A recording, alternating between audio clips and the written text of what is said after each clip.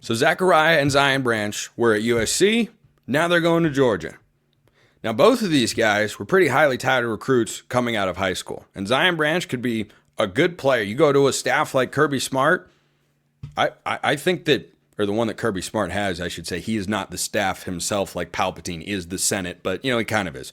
So you go to that situation, you can do all sorts of stuff. Zachariah Branch is the real home run addition here for the Bulldogs. If you watch Georgia, here's the amazing thing.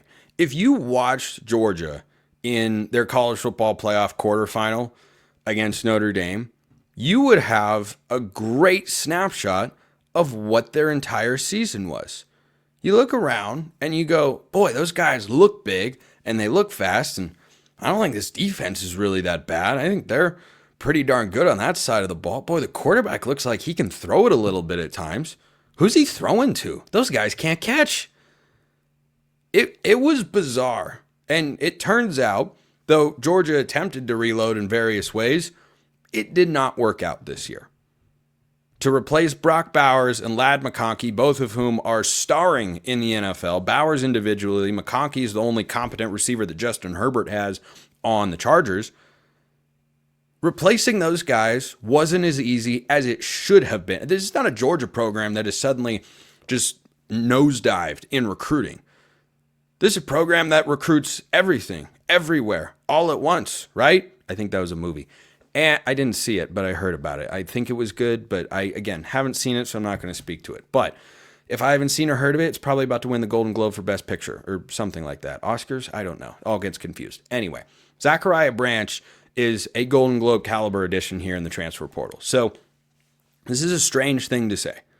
Strange, but this is the reality.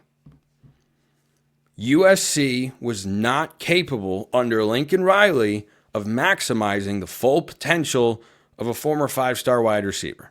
I know, it's weird. This is not a normal thing to be able to say. If you'd made that statement in college football just 2 years ago, everyone would have looked at you sideways and said, what are you talking about? That couldn't happen. The curious thing, though, is I think that Branch's transfer is either a reflection of how strong the culture is in Georgia, in addition to their NIL collective. I don't know if it's that as much as it is an indictment on what Lincoln Riley has at USC. Because it's not as if Branch, they didn't have the team success they were hoping for this season.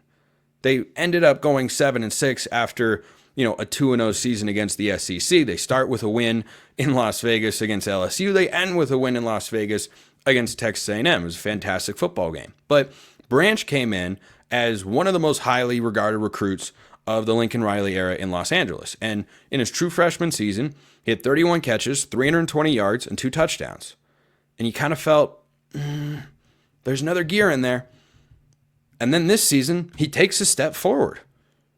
And he goes for 47 catches, 503 yards, and just 1 touchdown. But they had other big body targets, guys like Jacoby Lane, to throw the ball to down in the red area.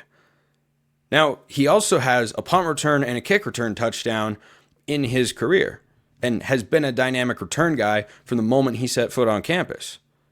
So why would he go from an offensive mind like Lincoln Riley down to Athens, where Mike Bobo seems like he's a capable offensive coordinator, but you can't say that he's, as regarded as Lincoln Riley's name is necessarily.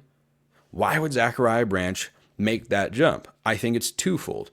Factor number one, they might be bringing him in to be the number 1 wide receiver. I'm not so certain that if Branch had been in Georgia's receiver room this year, he wouldn't have been the number 1 guy.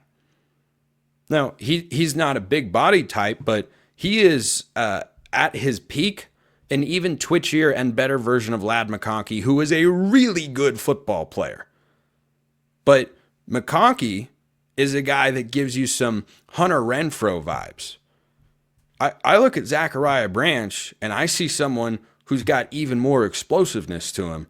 And McConkey was certainly a downfield threat for Georgia. But what I like fundamentally about this, something I like about all moves of this particular nature, Georgia didn't sit on their hands and say, well, we'll just try it again next year. we'll coach the guys up and no, you have a weakness, go attack it. Go out there and find a way, whatever that way is, recruiting a high school kid, because true freshman receivers are capable of coming in and shining right away. Jeremiah Smith, Ryan Williams, Cam Coleman, DeCorian Moore's coming in next year to Oregon. I mean, these guys are stepping onto the football field at the collegiate level, and they're ready to play right here, right now. And Branch looked like he was kind of that guy. He's a little bit smaller. He's not a big, Jeremiah Smith is a 6'3", 220. Cam Coleman's a big body sort of guy. Ryan Williams is, a little bit more of a perimeter receiver than Zachariah Branch. But as of now, I look at the weapons that Georgia has. I don't see one that has a ceiling the way that Zachariah Branch does. And I don't know who's going to be playing quarterback, but I just know that Kirby Smart and Mike Bobo saw what you and I saw and everybody else saw throughout the year. Not good enough at receiver. I mean, just some mind-numbingly bad drops. It wasn't a one-time thing or, boy, this happened the last couple weeks. It was all season. It was all season. And though I do feel that Georgia had a better chance against Notre Dame if Carson Beck plays, I don't think that Carson Beck wins them that football game.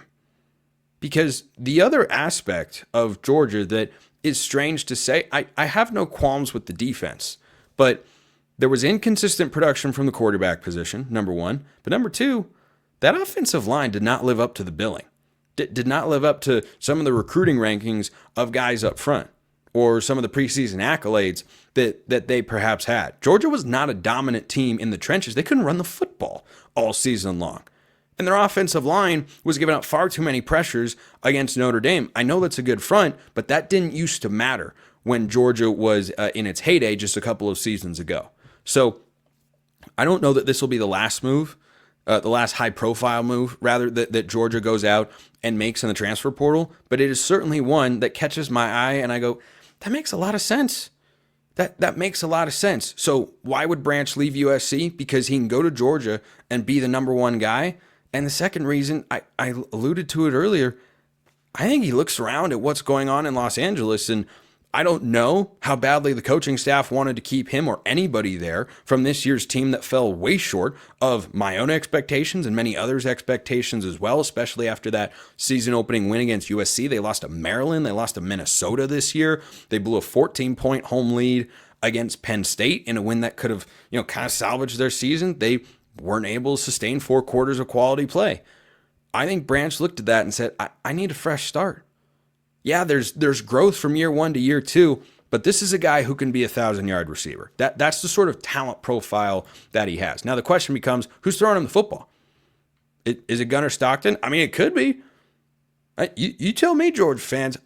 I watch Gunnar Stockton and think, man, it looked pretty good. I didn't watch that game against Notre Dame when Georgia's season came to an end. I wasn't watching it going, quarterback's problem.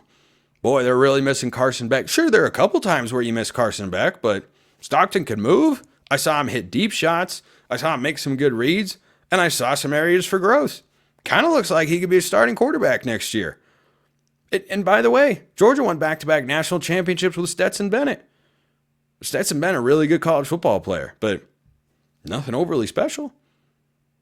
What? He's not doing anything in the NFL. He's just a guy.